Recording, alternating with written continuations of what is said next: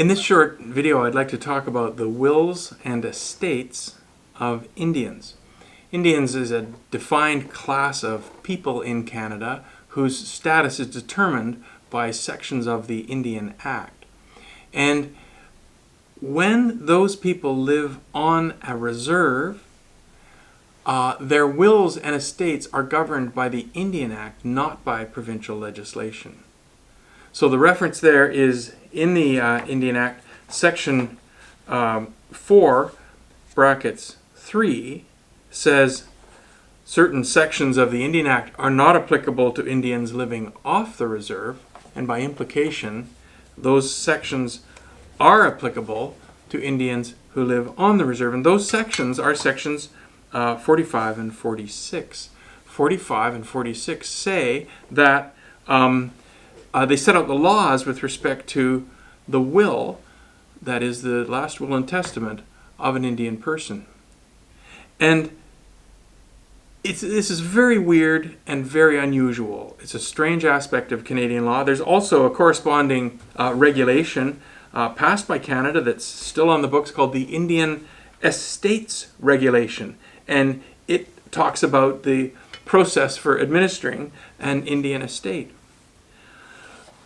I'll tell you one of the weirdest things about this section is that the section 45 says on its face that no will executed by an Indian is of any legal force or effect until the minister has approved the will. Now, that's section 45, brackets 3.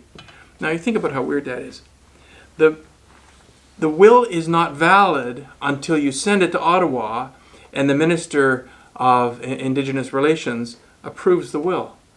Well, the Minister of Indigenous Relations, as a matter of policy, won't approve the will until the Indian person dies. They're not going to approve the wills during their lifetime. So you don't know whether the will is legally valid until after death.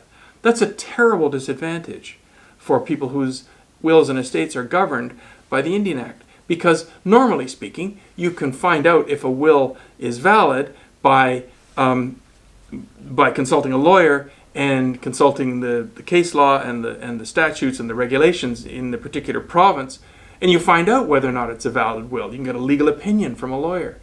In this case, it's entirely in the discretion of the minister. Although the minister generally follows provincial law and federal policy, but you can't actually get that determination until after death. It's a completely absurd provision, but that's what it says on the face of it. And then, of course, there are the regulations with respect to administration of the property of an Indian who's ordinarily resident on a reserve, and they are different than provincial laws and provincial regulations. So this causes quite a bit of confusion in Canada because Indian people that have means go to lawyers to have their wills done, and their lawyers, in fact, may be unaware of these provisions in the Indian Act and the special regulation. But even if their lawyers are aware of it, they can't give the kind of satisfactory legal opinion that you would expect from a lawyer because of this uncertainty that's built right into the Indian Act. That's not the whole story, but that's a brief introduction to the existence and absurdity of the wills and estates provisions of Canada's Indian Act.